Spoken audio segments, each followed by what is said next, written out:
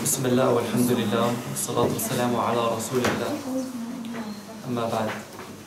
So today inshallah ta'ala we're going to discuss another introductory concept, another introductory issue to the Islamic Aqeedah, and this is the issue of language, right? Language and discourse. And originally I had made this part of the introduction, but then subhanallah we felt that it's important to elaborate on this and do it justice. But at the same time, because this is such a wide topic, the issue of language and discourse, and it has multiple dimensions, we're going to try to keep it brief inshallah, and at the same time we'll give you some references at the end of the lecture inshallah. And also all questions, we'll leave them to the end, because I'll try to preempt the questions during the lecture, during the talk, and then afterwards if you have any questions inshallah we can address them. Also you have diagrams, the diagram will also be uploaded. The transcript of the talk, and I'm going to try to speak from what we've prepared, will also be uploaded. So don't worry too much about taking notes, because everything I say has been written inshallah. Right? Try to focus on the ideas. And then also a list of references will also be uploaded to the Dropbox on the Facebook page inshallah ta'ala. So last week we said that any individual or any community has a particular worldview, whether it's explicit or implicit. And we said that a worldview is a set of concepts which orient man's interaction with his external reality, right? So the worldview is the medium through which we are conscious of a reality and through which we act on a reality. But what is the medium through which we express these ideas and these concepts? Discourse. Discourse and language, right? This is why the logicians, al-manatiqa, those who studied logic, used to say that they defined al-insan as what? Yes, what's the definition of man? An animal who talks? Al-insan al-natiq. Al-hayawan al-natiq. Right? In Arabic this is called, or in mantiq, and of course we don't use mantiq in Aqeedah or fuqh, and we're going to critique this inshallah in the upcoming lectures. But how do they demarcate man from other animals? By talking or speaking. For example, the cattle is hayawan, right? And the animal, the cattle, right? Cattle, sheep, these are hayawan, and man is, according to logic, hayawan. Right? أعافاكم الله. So this is called a صفة الجنس, بمعنى that it encompasses multiple species. It's a property which can include different subjects. So what is the fasl? What is the property which is exclusive to man? We call this بالكليات الخمس, the 5 kulliyat. There's something called al-fasl. So they used to say that man is al-hayawan al-natiq. So what distinguishes man from animals is his ability to speak. But is this the essential differentiation between man and animal? No, because speech is a derivative of the mind, exactly. So we are thinking beings, right? So this is one of the errors that the logicians, that the manatiqa fell into, and that they sought to provide an essential ta'rif al-hadd, right? An essential definition of man through speech, but they give a derivative definition, right? And we know that in reality the fundamental property and feature of man which allows man to articulate speech is thought and is aqeedah, and this is what we spoke about last week, and this is what we will discuss next week inshallah. So now, how does the issue of language, i.e. that medium through which we articulate our concepts and our worldviews and our sentiments and so forth, how does this relate to the Islamic Aqeedah? And how can this be a problem in acquiring the Islamic Aqeedah or in expressing the Islamic Aqeedah? What do you guys think? How can this be a problem? Why are we addressing this? Because the only way you can acquire it is by the person who talks, like, who informs you of it. Exactly. So on one hand, we know that it's only acquired through language. But when does this become a problem? Why? Because language have different meanings. Exactly. So we know that language is by nature subjective, right? It is finite, and different words can carry multiple meanings. Yes? We refer to this as the signifier, which is the word, and the signified. Sometimes there can be one signifier and multiple signified, multiple meanings. And we'll discuss this in more detail. What else? So we said that language can have multiple meanings, so there is an ambivalence to language. Language is limited. Language is limited. What else? Now let's think of it in the context of the modern world, right? The context of the modern world. So we are more than often forced to articulate the Islamic Aqeedah in what type of discourse? Arabic. Had it been Arabic, then we would have been in a very good state, right? Through an Islamic lexicon. Vernacular اللي بيفهموه العالم. Okay, that's on one hand. Now, okay, the main problem, right, as we will see, and this is something that it's very clear if you're doing the Islamic studies at AUB, you'll see that one of the major conceptual problems in dealing with the Islamic Aqeedah is the problem of language. Yes, and as we will see later on in the talk, the usuliyun and the manatiqa and the people who studied ilm al-aqeedah, they understood this from the very beginning, and they gave a methodology. They understood this problem far before postmodernity and Derrida and Michel Foucault and the philosophers of language dealt with the issue of the ambivalence of language. There was a methodology by the fuqaha to deal with this, right? So if you study usul or ulum al-Quran, we know that there's something called al-mujmal, right? Al-kalam al-mujmila, meaning words which carry more than one meaning. We'll get to this. So one of the key problems is the problem of language in dealing with Islamic Aqeedah. This is not to say that we cannot speak about Islam in English, but what we mean about the problem of language is the way in which key terms in a particular language limit our ability to understand concepts like the Islamic Aqeedah. Right? So it's the ways in which certain key terms in a particular language, in a particular knowledge order, limit our ability to understand our own Islamic Aqeedah or to articulate our Islamic Aqeedah. Because Nietzsche, exactly, mustalahat. This is why Nietzsche says that language is a prison, right? Language is a prison. He did not just mean the utterance, but he meant that the concepts that you are articulating will always limit the ideas that you are trying to project. So, for example, when I want to explain what is Islam, yes, and I use the word religion, have I done justice? Have I encapsulated the totality of Islam? No, because religion has an etymology. The word has a certain anthropology. It has a certain history. It has certain connotations, right? So language is a prison in this sense. So for example, if I want to articulate the word iman, there are certain key terms in the secular lexicon, in the secular semantic structure, such as the word faith, right, which limit my ability to express this concept. Why? Because as we said, every concept and term used to signify a concept are not neutral, right? But rather they are always linked to certain conceptual assumptions.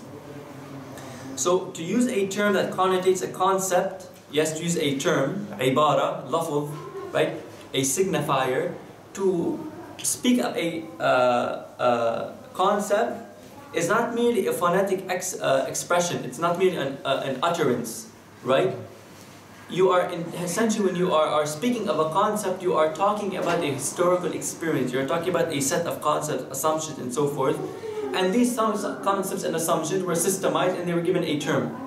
Right? So, for example, there are certain ideologies. Right? For example, liberalism. Right? Liberalism was a set of practices and ideas which were fermenting. Yes. Before the word liberalism was articulated. So the word liberal or liberalism, right, it is a systemization for a set of historical practices, ideas, and so forth. So when we use a term to articulate a concept, we are essentially articulating a whole historical experience and so forth. And this is why we say that language, like we said, is a prison, in that certain key terms in a foreign semantic structure limit our ability to articulate the Islamic Aqeedah, and we'll put this in a more specific context. So what do we mean when we say key terms? Who can think of some key terms? Okay, for example, let's say in our belief system in Islam, in our semantic structure, what are certain key terms in the Quran? Islam, Tawheed. Okay, think about the word Tawheed. You can't find the word Tawheed in the Quran or in the Sunnah, or you can find the word Aqeedah. Salat. Is that a key term? Okay, so look, key terms are terms which are constitutive and fundamental to a semantic structure, meaning that this term defines other terms. It defines the meaning of other alfad, other terms in the Quran. So for example, the word Allah, right? It reconfigures the word ibadah, the word ilah, the word shirk, the word salah, the word tawakkul, sah, the word rabb. So when Allah Azza wa Jal introduced a new meaning to the term Allah in the Quran, what happened? Al-Ta'rif Allah. At the same time they had Al-Ta'rif because Muhammad his middle name was Muhammad ibn Abdullah. So they believed in Allah and they recognized Allah. But what was the issue? That their conception of Allah was different. So you had Allah, the term Allah, in the pre-revelatory phase, and the word Allah in the post-Islamic, you want to say, semantic revolution. So the word Allah Azza wa Jal, the word Allah in Quraysh, it referred to a God, a marginal God, one of many gods, right? And then when the Quran came, what did it do? It revolutionized the term Allah. It radically reconfigured it. So the word Allah acquired a new meaning. Like when the word Allah acquired a new meaning, what happened? The word Nabi, Salat, and so forth also acquired new meanings. Yes. So key terms are terms around which other words coalesce, right? Or relate, yes. Relate, yes. So when you change that word, it fundamentally, through its relation to other terms, leads to change and so forth. So the words, the key terms, some of the key terms in the Quran are Allah. Everything is connected to Allah. Exactly, that's why it's a key term. So we have, for example, some of the key words ayah is Allah, Iman, Kufr, Anbiya, and so forth. To give an example as to what do we mean by how do terms acquire new meanings, we can differentiate between two types of meanings, right? Basic meanings and relational meanings. Here you can look at diagram. Diagram. Yes, let's start with diagram B. That's easier. Okay. So there are two types of meaning. The word kitab. If I'm talking in a common vernacular with a Muslim, a Christian, an atheist, and so forth, and I say the word kitab, what does the word kitab relate to? A book. Yes, a text, right? Yeah. Ma shay'un naqli. It is an object which contains pages from beginning to end. It is a book, right? طيب. When the word kitab is used in the Quran, what does it refer to? It refers to the Quran. Why? Because it attains a relational meaning, meaning that the basic meaning has been transformed through being absorbed into a new semantic structure. And the key to understand is that every worldview and ideology, every knowledge order has its own semantic structure. So we see, for example, the word kitab, right? We have the word kitab, basic meaning. Now, when the word kitab was absorbed into the Quranic semantic structure, what happened? It was linked to, for example, terms like Allah, Nabi, Tanzil, Wahi, and so forth, so it attained a new meaning. Similarly, for example, if we look at the word kufr, what does the word kufr mean in Arabic before Islam? Hide something. To hide something. So a farmer, if you were a farmer at the time of, before revelation, you were referred to as what? Kafir. Yeah, because you are what? Hiding, you are concealing the seeds. Right? Yeah. You are to conceal something. So what did Islam do? Islam, through its semantic revolution, right? What did it do? The radical semantic changes, it introduced, it absorbed the word kufr into a new semantic structure, so it attained a new relational meaning, correct? Exactly, so this is exactly what we call in Arabic al-ma'na al-istilahi versus al-ma'na al-lughawi. So relational meanings are what we call conceptual terms, al-ma'ani al-istilahiyya, Yes? And then there are al-ma'ani lughawiyya. And in tafsir and in usul, exactly. So in tafsir, the scholars distinguish between the two. Yeah. So they say, does Allah Azza wa Jal in this verse refer to the istilahi meaning of the term or the lughawi, right? Yeah. And even in the ahadith, yes? Even in the ahadith, there are some times where Allah Azza wa Jal, or the Prophet ﷺ will use a term linguistically, and other times he will use it conceptually. طيب. So is it clear as to how there are certain semantic structures and how semantic structures change definitions and ideas? So to get to this, to summarize this point, when a word is observed by a semantic structure constructed by a worldview, it is reconfigured and given a new meaning, such as the word kitab, anbiya, qawm, and so forth. And then it is also integrated. And when it is integrated into the Quranic nomenclature, the nomenclature means nizam lughawi, means semantic structure, it is given a new relational meaning. And again, the key point here is that every ideology has its own semantic structure and has its own key terms. طيب, what are some of the key terms in the secular knowledge order? The dictator. Think about it. What are some of the fundamental terms that are key to our modern secular vocab? Government. Okay, but the word government, it's neutral. Yani. You have Islamic governance, you have... Say religion. For example, the word the nation, mazboot, al-dawla, the nation state. Yeah. This is one of the, want to say, a key term or a derivative key term. The idea of the nation becomes central, right? When we speak about al-tashri'a, legislation, the word dawla has a fundamental, the word state has a fundamental relation to the word dawla. طيب, what are some other terms? Democracy. Excellent, democracy. We're going to get to democracy, inshallah. Freedom. What else? Yeah, freedom. So, for example, you have... Yeah, liberation. Yeah. So, for example, in the secular vocab, you have some key terms, right? You have... You have man, right? This idea of man as being the new center of the universe. Reason. Right? The sacred versus the secular. Yeah. Correct? You have the state. And so forth. So you have a new set of vocab. Now, here are we speaking just about words or are we talking about concepts? We're talking about concepts, obviously, right? When we talk about the introduction of a new semantic structure, we are talking about the introduction of a new concept, a new set of concepts. So for example, the word sacred and secular, right? The word sacred and secular is a key distinction, is a key set of categories for the secular worldview. Why? Because it assumes, it makes a very fundamental ontological, right, al-wujud, and epistemological assumption about the nature of man and society and knowledge. It assumes that there are two spheres, two categories of reality.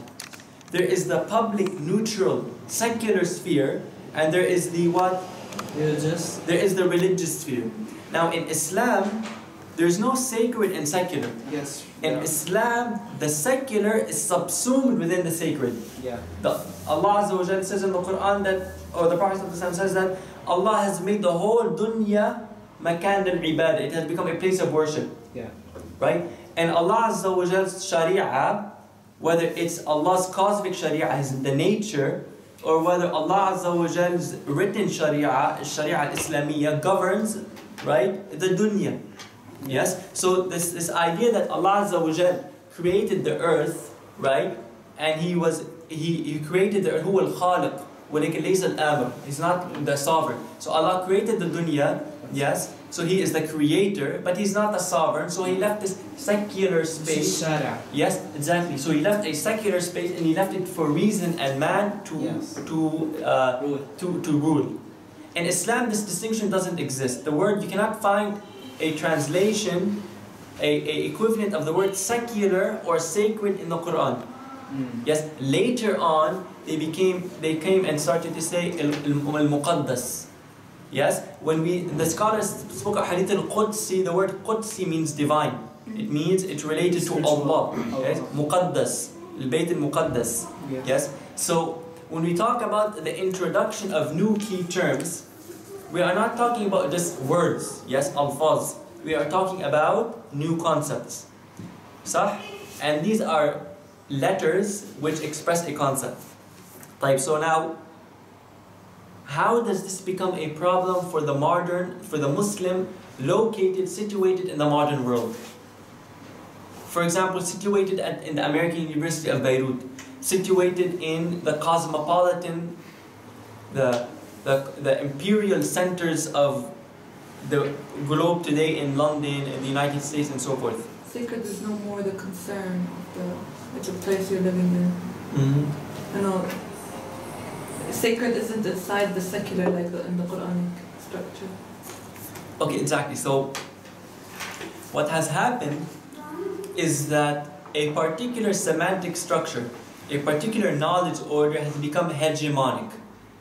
Now, the word hegemonic does not mean that it is imposed on you through force, but it means that you perceive it as being natural and universal. It is a given, min al-musallamat, right? This is what the word hegemony means.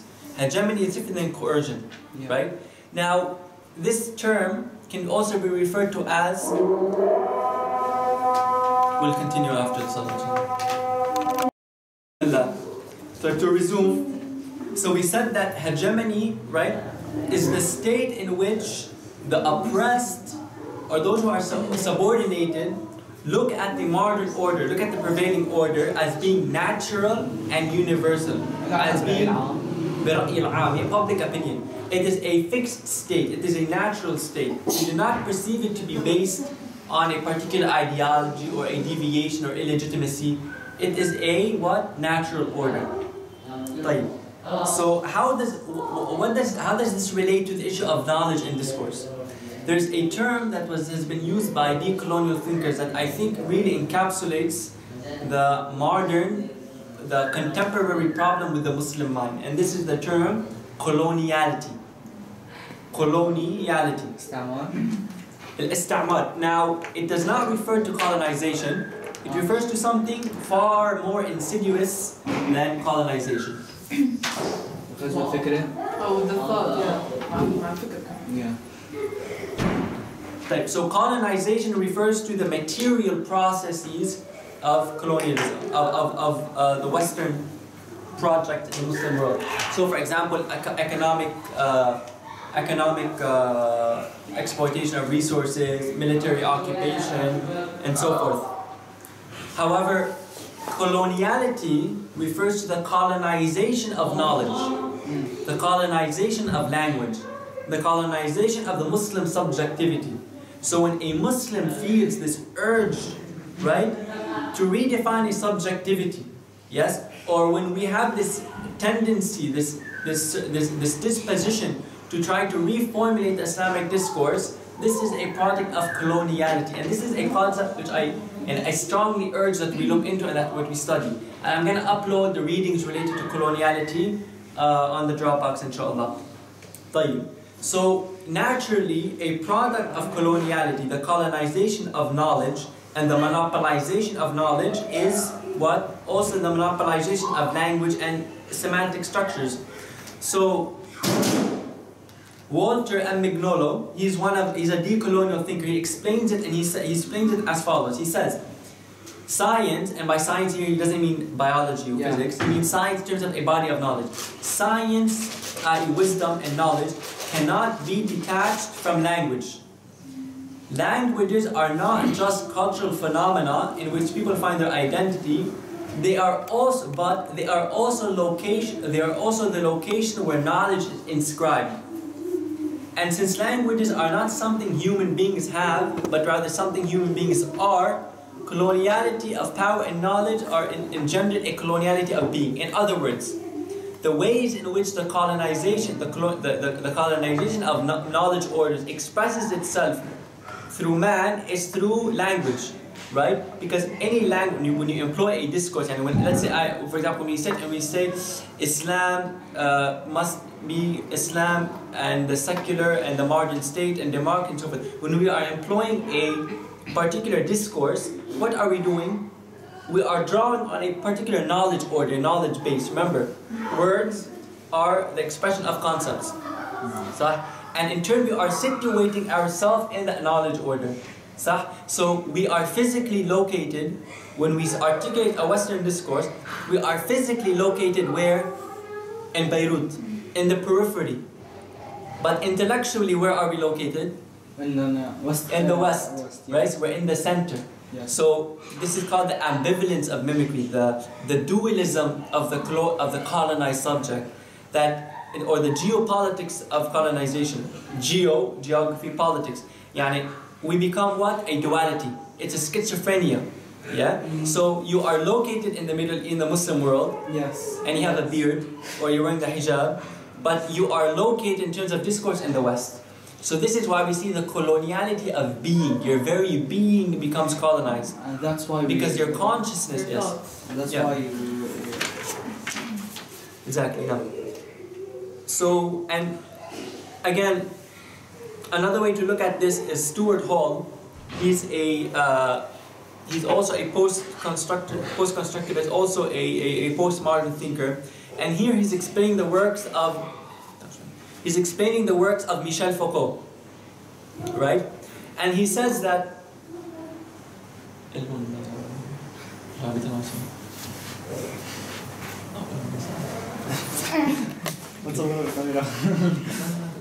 so Stuart Hall explains that, and this is very critical, this is the critical point, right? Every discourse constructs positions from which alone it makes sense. Anyone deploying a discourse must position themselves as if they were the subject of that discourse. Meaning that to articulate a discourse is to situate yourself in the body of knowledge from which that discourse emanated. صح؟ طب هلا إن شاء الله تعالى we'll discuss this in more detail after the salat. And what we'll discuss after the salat is how does a particular discourse become hegemonic?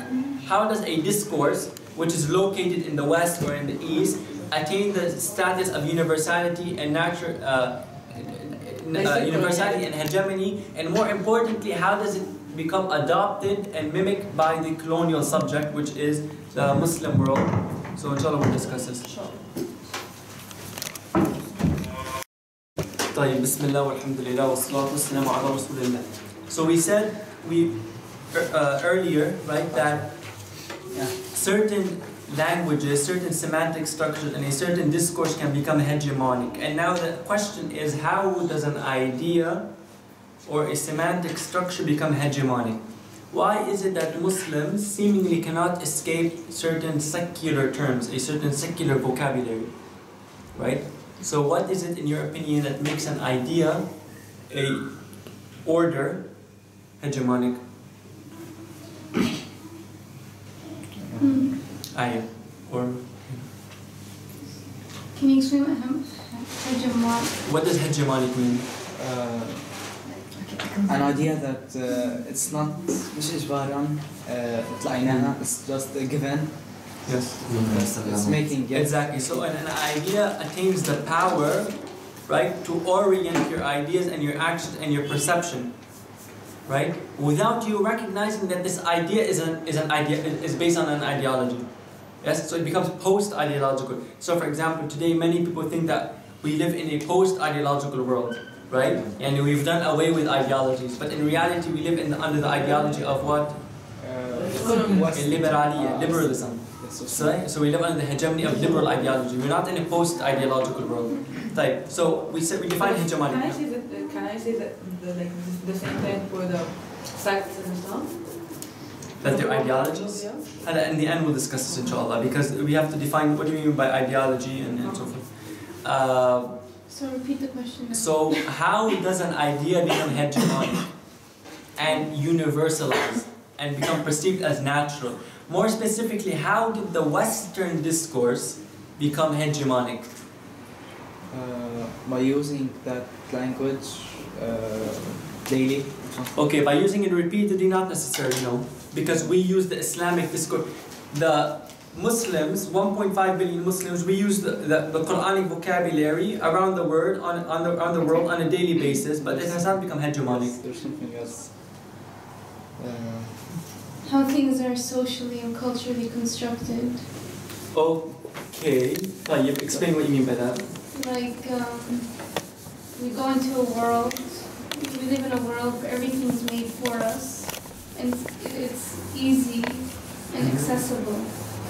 So, did you stop that? That makes sense. Okay, go on. So, Okay, that's a good point. So, in many ways, the cultural manifestation, right? The cultural norms that have materialized, as a result of the hegemony of the West, have a way of reproducing this knowledge order, right? So AUB, so for example, when you walk out of Mecca, whoever did the Umrah recently, when you walk out of the main entrance for Mecca, for the Kaaba, the Haram, what's the first thing that's in front of you? chicken place. A mall.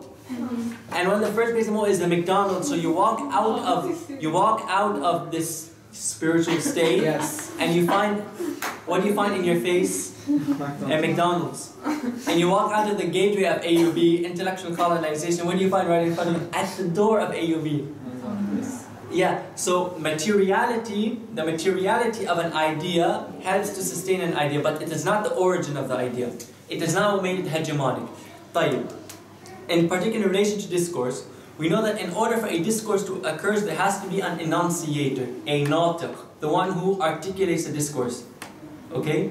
Now, it is our ability or inability to situate the enunciator that allows us to understand the discourse.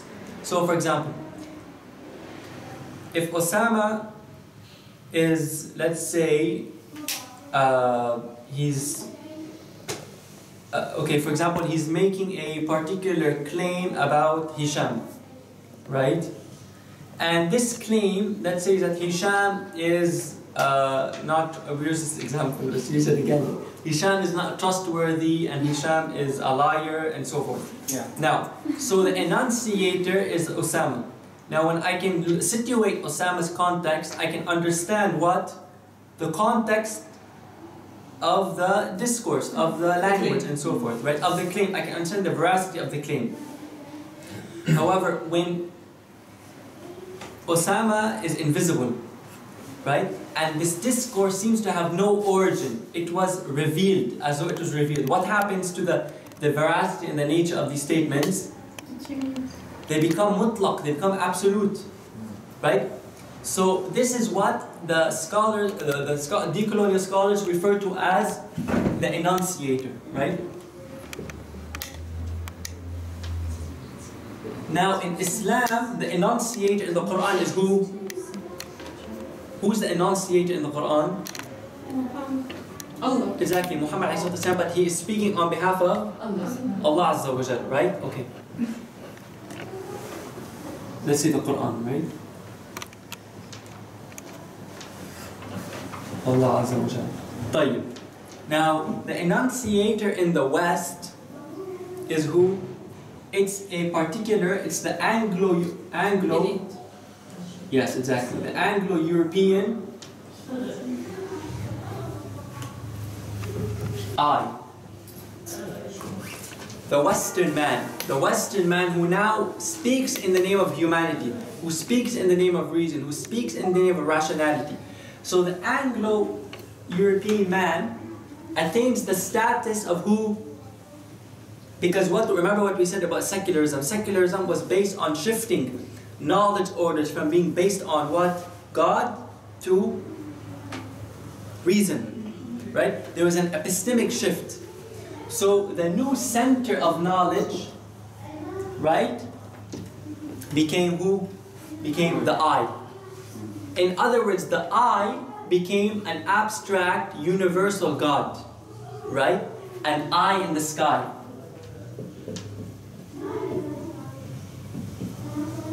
An eye in the sky which doesn't have a historical context or a certain set of biases or a certain set of prejudices or a certain set of interests. No, it becomes an absolute transcendental eye, right? An eye in the sky. And this is very similar to what Pharaoh said to his people or to the magicians right? When they came and presented to him knowledge which went against his knowledge order, what did Pharaoh say? Ana rabbukum al-a'la. Right? So he ascertained to himself that Ana, the I, became the new center of knowledge. So the way, in other words, the way in which a particular order, a particular semantic structure becomes hegemonic is when the I, the enunciator, becomes hidden. It becomes invisible. Okay? Is this clear? And this is a bit of it's a very nuanced concept. But inshallah, we'll upload some readings on the topic. But is it clear until now? Sure.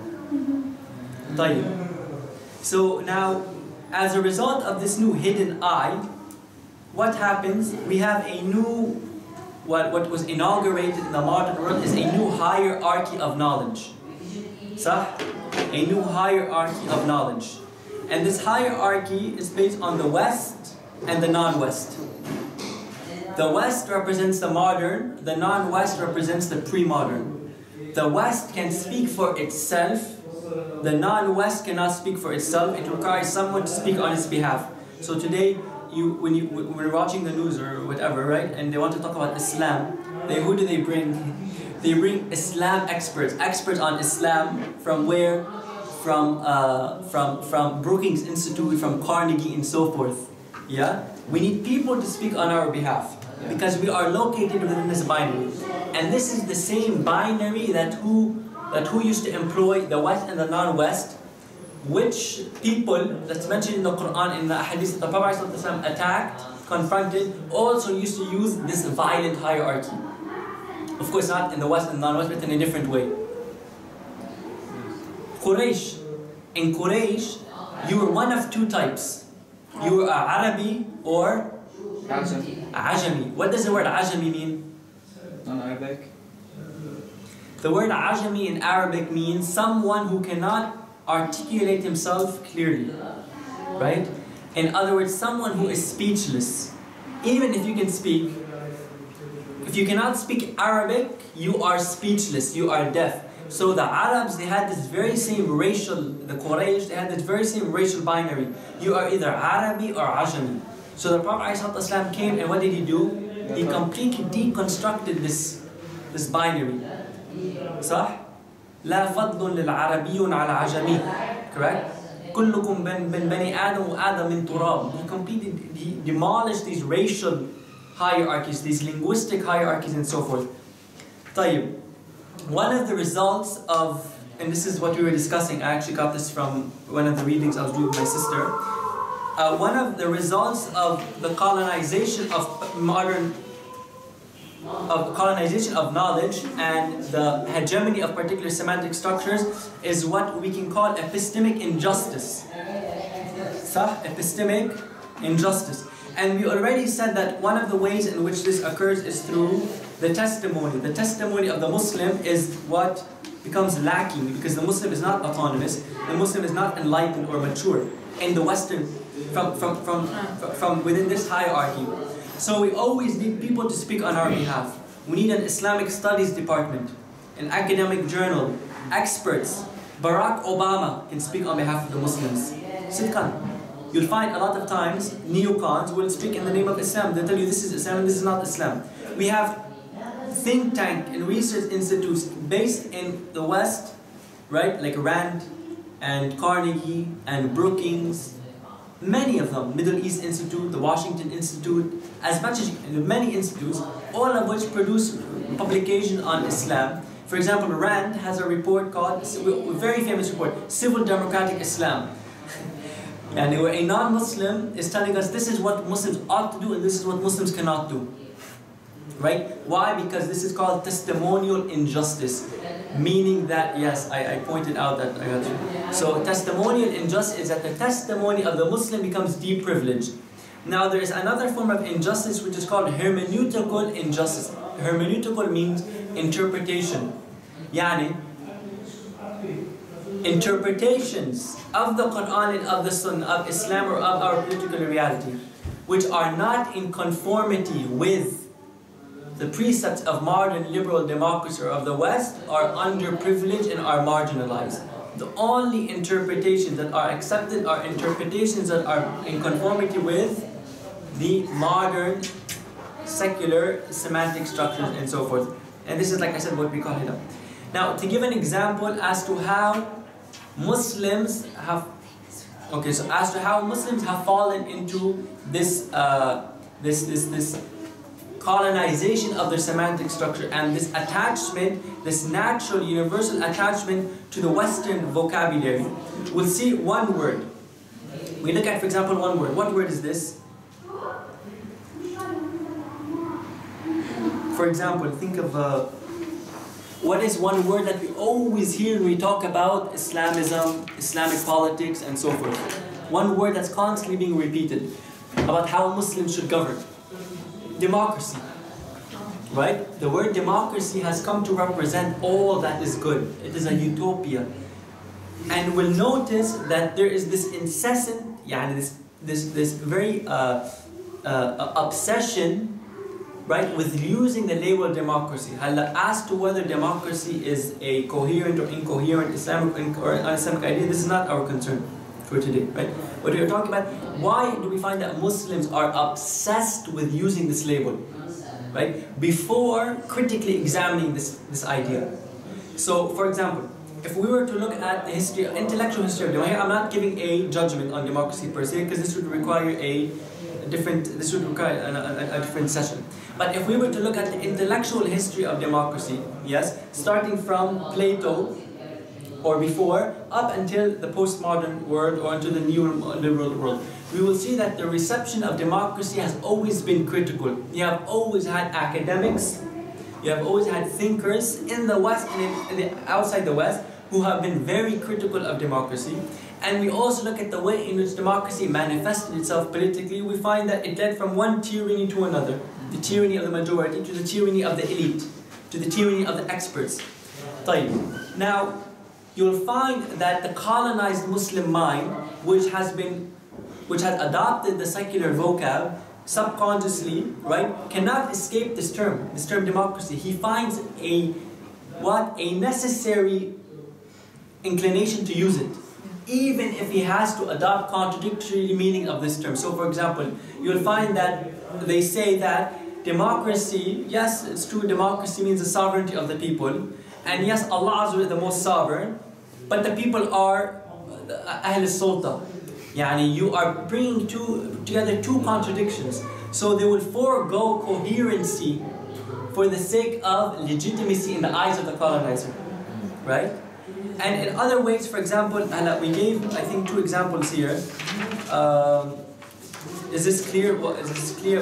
This example, again, the idea is not whether or not democracy is an Islamic idea or what, whether it is or it is not. This idea is to show how Muslims sometimes cannot escape certain words, certain concepts, certain labels, right? And they cannot escape these labels, not because of the coherency and of the ideological value of those labels, like democracy, but simply because the one who has enunciated is the I, the universal I of the West. Yeah. So we'll find that terms which were enunciated by the Prophet are considered these are historical, these are relative, we must examine them critically, such as the word khilafah, or the word shura, or the word hakimiyya, right? The word hakimiyya has its origin word in the Quran, of course, hukum. These words, which are located within the Quranic vocabulary, in the prophetic vocabulary, are suddenly historical, relative, and must be critically given, must be looked at through critical scrutiny.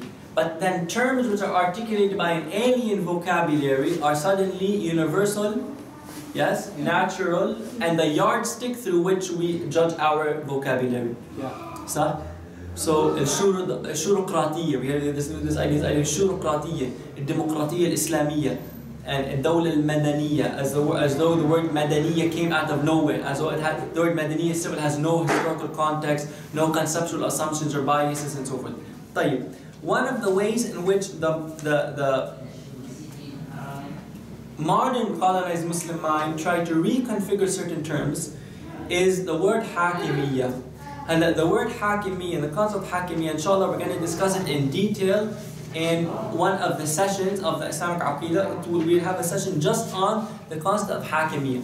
So Hakimiyya, what does the word Hakimiyya mean? Yani briefly, the istilahi meaning.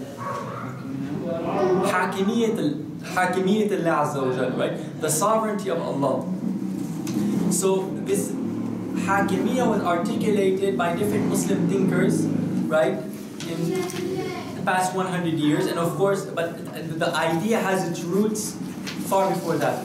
So for example, if you look at this diagram, right, Al-Hakimiyya, we will find that the word Hakimiyya, when it is looked at from the Quranic semantic structure, it is linked to certain fundamental key terms like the term Allah, the term Al-Khaliq, the word Al-Amr, right, the word Al-Shara', right, Al-Shara' or Shara', yes? So the word Hakimiyya has a very clear meaning, right? A very clear definition, yes? And a centrality to the Islamic Aqeedah that Allah Azza wa Jal is not only the creator, but He is the sovereign.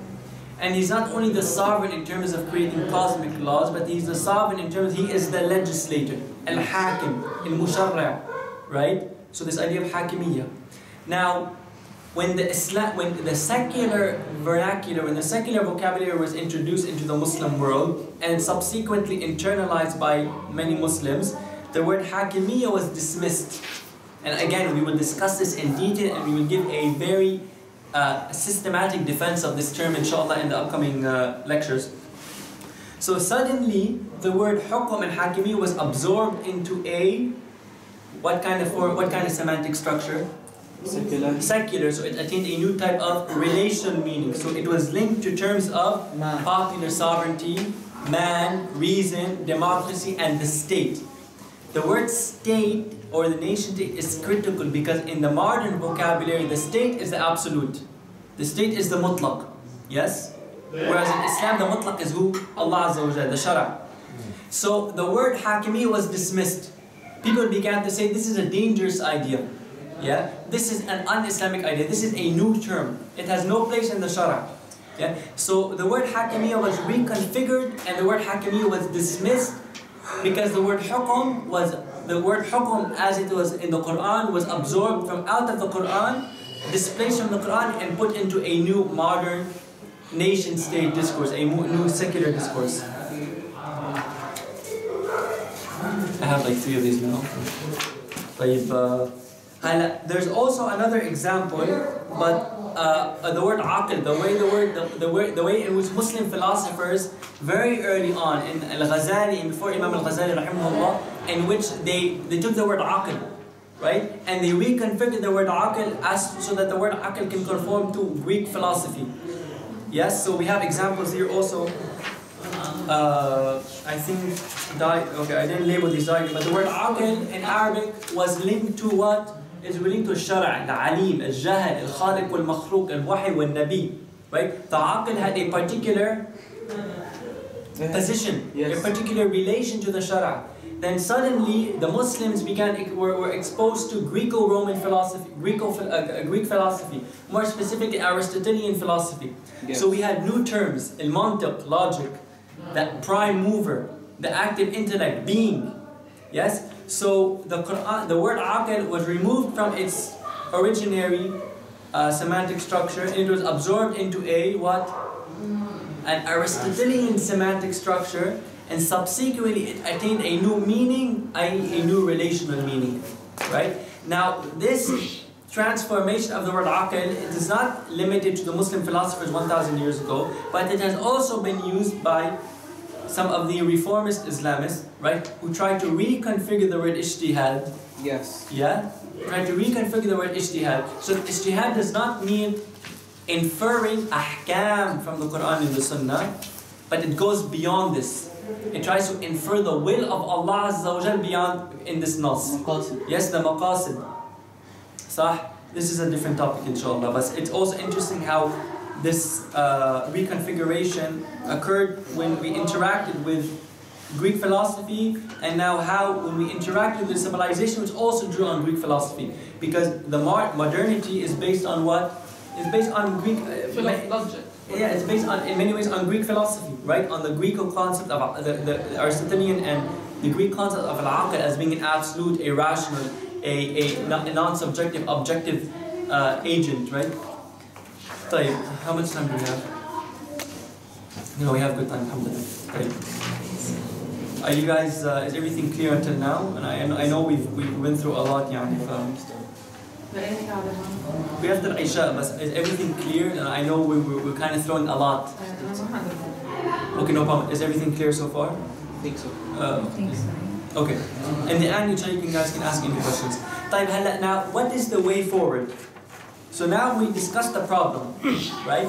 We said that we cannot articulate the Islamic Aqeedah because properly or authentically because we are seemingly locked within a secular vocabulary as a result of the colonization and the monopolization of certain orders of knowledge, meaning that knowledge has been centered in the West and we are in the periphery. So if we want authentic knowledge, we set our gaze on the center, yes? And the center is invisible in the sense that it seems to us to be abstract, universal, and absolute. Yes. I see confused faces, but don't worry, inshallah, after this I'll answer your questions. So now, what is the way forward? Solving يعني. How can we go beyond this? Also, I'm going to upload readings on this, inshallah. So, what is the way forward? Why? Okay, critical awareness. Type. This is why our movement is named al-wai. Yeah? Because if you become aware that the I, this God-like I of the West is in fact a historical subject, yes? This awareness is liberating. This has been put in very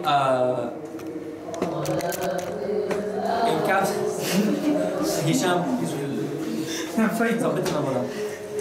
so Walter M. Mignolo refers to the deacon. Mashallah, the brother has a beautiful voice. Okay, so the process through which we can liberate ourselves from the coloniality of knowledge,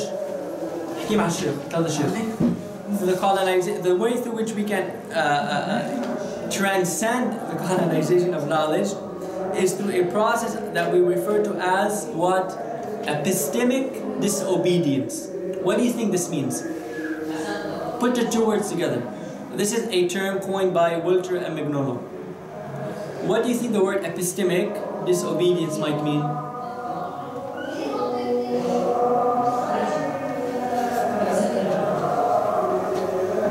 We said epistemic refers to knowledge. Epistemic means knowledge base. Disobedience. And we said that the center of epistemology, authentic epistemology today, has been falsely centered in the West. So what do you think epistemic disobedience might be? What's knowledge? What's knowledge? Exactly. What's knowledge, right? What's knowledge? Knowledge in the West. Knowledge in the West, yes. So epistemic disobedience refers to essentially a sort of revolution, a revolt against the center, i.e. a revolt against Western knowledge structures, and to reclaim our own revelatory knowledge structures and discourse. Is this clear? So epistemic disobedience, al-'usyan al-ma'rifah, is a process through which we intellectually revolt, right, against the centers of knowledge.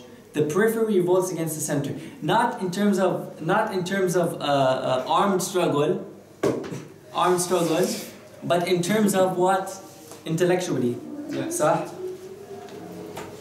And this requires 3 fundamental steps. How do you think we can begin by doing this?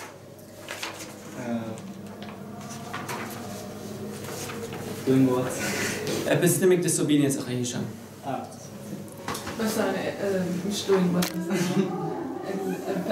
you wanna know why epistemic disobedience. How can we go about intellectually liberating ourselves from the centers and from these secular vocabularies? How do they do it? Yes. al-wai. Okay, so first and foremost, exactly. So first and foremost, yeah. No. لا مش ايه الله يبارك فيك شكرا لا بأس الله يبارك فيك. So the first step, okay, and this is what is critical now, inshallah. The first step is recognizing that the enunciator, al-natiq, of the colonial discourse, i.e. the Anglo-European man, is not a transcendental godlike I, but rather an I which is situated within a certain historical and ideological concept. And in the Quran, this is known as al-nafi. Al-nafi shu, nafi of what? Negating of what? Concepts. What are you negating? When you say la ilaha, what are you negating? You are negating all the absolute transcendental properties of a false deity. Right? So when we say that this I, right, this European I, which can speak in the name of man, you're grabbing it, right, and you're bringing it back. You're saying, no, look, this has a historical context. This has an ideological construct, a context. Okay. What are you doing? This is nafi. You're removing the transcendental and the absolute properties of this God.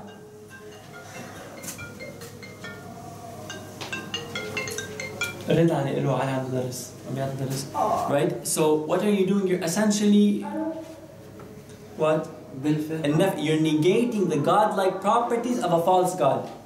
So we go from a process of absolutization and transcendentalizing an I, an enunciator, to what? To de-absolutizing this I, and to situating it within a historical context. And this is really fundamentally what we do when we say La ilaha, right? And so and so forth. So now having the second step, now having been able to denaturalize the I, the knowledge structure, we can begin to explicate its worldview, right? Because when we put the I within a certain historical context, the I now has its own worldview. Yes? It has its own history. And we said last week that if you want to appraise an idea, you begin by appraising its worldview, right? So here we can begin to look at the underlying worldview of the modern colonial order of modernity and so forth. So this is the second step, that will go beyond the political, economic and social critiques. Democracy or liberalism. What is the worldview of democracy and liberalism, right? Because the modern Marxist approach and postmodern approach, this is the Aqeedah. So the modern approach is, what do? They try to critique an idea based on the political and economic mechanisms, right? The Quranic perspective, the Quranic approach is that you look at the underlying worldview. Now, the third step, so we have explicated the worldview. We have said that this I has a certain historical context and a certain set of ideas. 2, we have determined what those ideas are. 3, what do we do as Muslims? We appraise that worldview from a Quranic perspective, from an Islamic epistemic perspective. Meaning that we do not use the center, the West epistemology as a criterion, but what do we use as a criteria? The Sharia, the Quranic discourse. And in the Quran, Allah refers to 2 types of worldviews, 2 types of aqaid. What are they? Islamic, but more specifically, when Allah talks about ideas, He refers to as there's Islam and there is Jahiliyyah, right? So when we take this this body of knowledge and this vocabulary, which has been presented to us as the pinnacle, the climax of knowledge, and we show that in fact this is what? The pinnacle of Jahiliyyah. What have we done to the Muslim mind? What have we done to the center? We have decentered the center, and we have decolonized the Muslim mind, and we have paved the way for the reconstruction of our own nomenclature. And this process, I'm going to go quickly now. This process is not really purely an intellectual academic activity. It is fundamentally a intellectual activity. It is also a political action. It's a political activity which must not only be directed against an intangible set of ideas, but also against the political and economic manifestations of those ideas, right? And this is what we call al-kifah al-siyasi, political confrontation. And this is what the Prophet ﷺ did, right? If we want to say, okay, how do we develop a methodology of decolonization? We have the prophetic methodology. When Allah Azza wa Jal ordered the Prophet ﷺ to make his da'wah, right, to make his da'wah a collective da'wah, and to go public in his da'wah, what did he say? فَاسْتَعْ بِمَا تُؤْمَرْ. What does the word صدع mean? The word صدع is the most express and most manifest way, the strongest way of expressing an idea. The word صدع in Arabic means that, for example, صدعت الباب, meaning I hit the bab, my hand came out from the other way. This is what the word صدع says. And then what does Allah say after that? فاصدع بما تؤمر وأعرض عن المشركين. So in the Quran it is not sufficient that we articulate a new semantic vocabulary, or that we radically transform a certain set of terms, but that we also demarcate these terms from what? From Jahili terms. وَعَرَضَ عَنِ الْمُشْرِكِينَ. And Surah Al-Kafirun, what was Surah Al-Kafirun? Read Surah Al-Kafirun in a political context. Allah Azza wa Jal was clearly, in the most explicit and manifest way, demarcating the ummah from who? From the kuffar. قُلْ يَا أَيُّهَا الْكَافِرُونَ. Yeah, it's a very clear surah. So, in the Quran we see that the prophetic methodology of engaging in this process of liberating the mind from Jahili semantic structures is a process of deconstruction, nafi, right? Demarcation, mufasala, demarcating it, saying this is Jahiliyyah, this is Islam, right? And then articulating an alternative Islamic discourse. This is why I found a very nice quote from Salman Sayyid in his book, brilliant book, called Recalling the Caliphate. I think published 2014, 2013. He says, and he's showing the ways in which Islam revolutionized, radically transformed the minds of the Arabs at the time. He says, Islam's appearance as a major geopolitical force occurred in a landscape, in a geography, dominated by two imperial imaginaries, two imperial centers, the Persian and the Roman. Sah? From the Mediterranean basin to the eastern edges of the Iranian plateau, two rival imperial conditions faced each other over half of a millennia.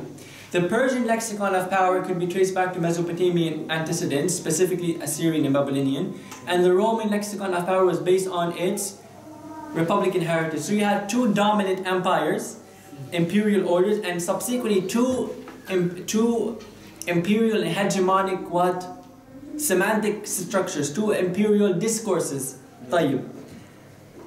And then he goes on to say, thus Western Afro-Eurasia was dominated, the Arab world and Asia and Africa Western Africa was dominated by two lexicons, by two discourses, one Persian and the other Roman. And this is the key point. He says here, the early Muslims were based in a region that was on the periphery of both of these empires, and lacked an imperial imaginary of its own. It had no power. The Muslims had no power, right? Thus, it would seem very likely that the Islamic polity and the Dawla al-Islami, the Islamic state, would represent itself in a lexicon based either on the Persians or on the Romans or the Persian. However, it is strange that for the most part, the Muslims did not do this, but rather they forged a new semantic order. Why? Because the Quran introduced a new lexicon, a new vocabulary. It took certain terms that existed and it radically transformed these words. That's why Quraysh had a problem with the word Allah Azza wa Jal as it was used by the Prophet. Yeah. The word Allah existed at the time that Allah was a God who was worshipped at the time of Quraysh. Why were they against Muhammad's worship of Allah? Because he radically transformed the meaning of Allah. The word Ilah, the word Taghut, Sah? And so forth. Okay. I'm going to skip through many things inshallah, but the idea is these are all going to be uploaded.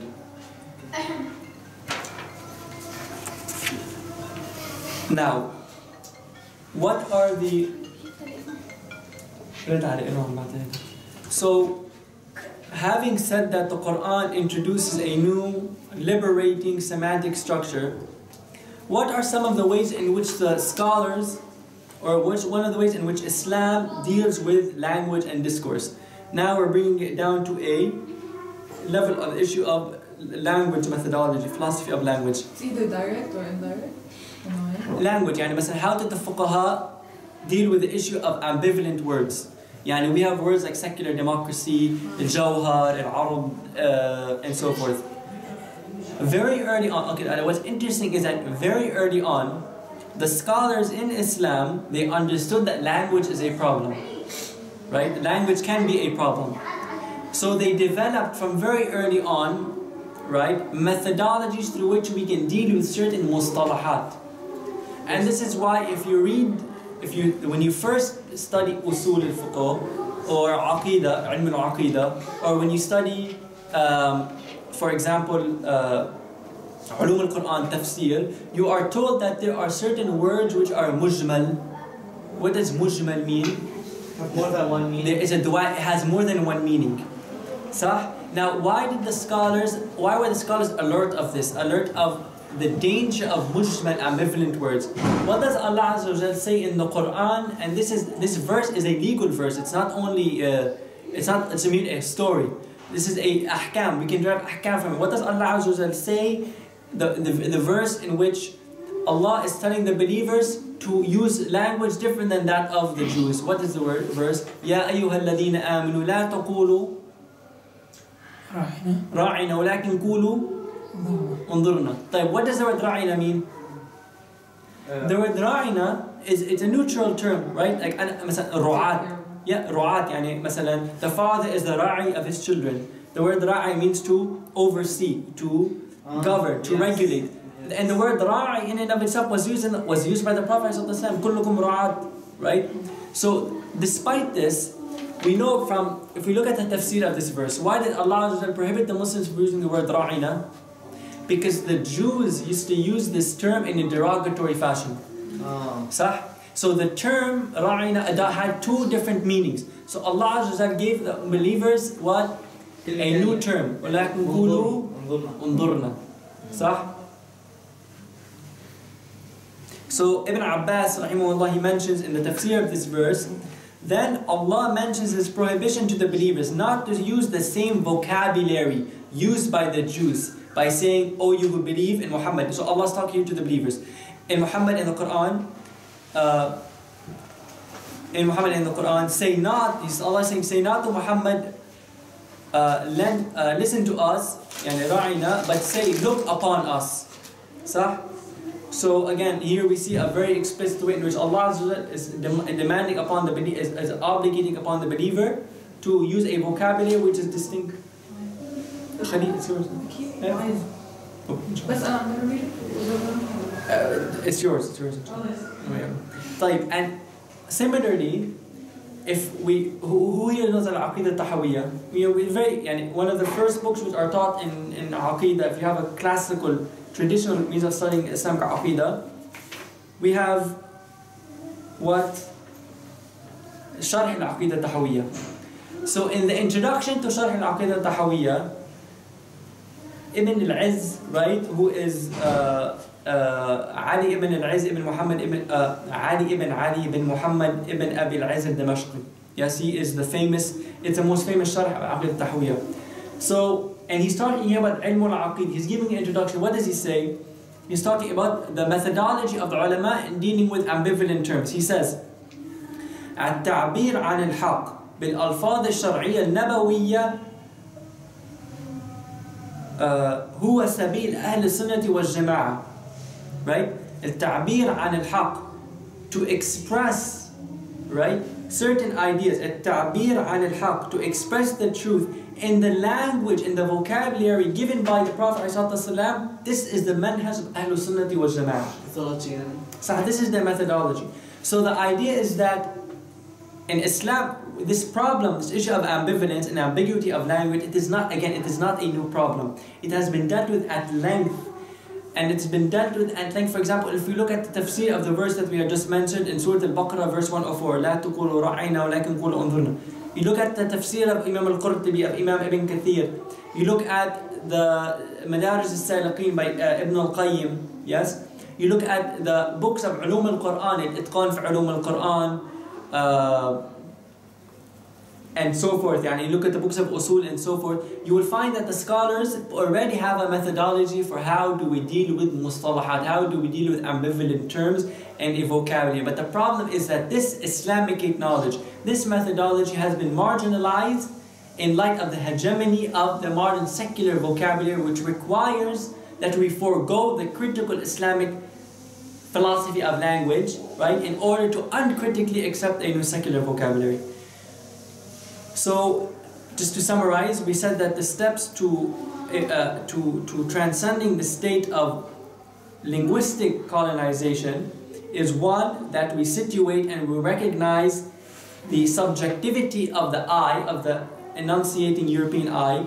2, that we explicate its worldview. 3, that we recognize the Jahili origins of its worldview, and we expose the Jahili origins of its worldview. And 4, that we engage in the reconstruction of an Islamic semantic structure which is rooted in the Quran and in the Sunnah, and that we articulate it in a way, politically and otherwise, which the Ummah can comprehend and internalize, and which can act as a counter-hegemonic discourse to the dominant hegemonic discourse. Inshallah, we'll upload the transcript with the details, with everything we've said, as well as the diagram, as well as some readings and references, inshallah ta'ala. Next week, what we're going to discuss is the Islamic Aqeedah. What is a sharh of the term La ilaha illallah. We're going to discuss these in detail, inshallah, and discuss the implications for the Muslim mind and Muslim implications in terms of thought and life. وصلى اللهم وسلم على سيدنا محمد وعلى آله وصحبه أجمعين. Why did you say that language is the way that we express our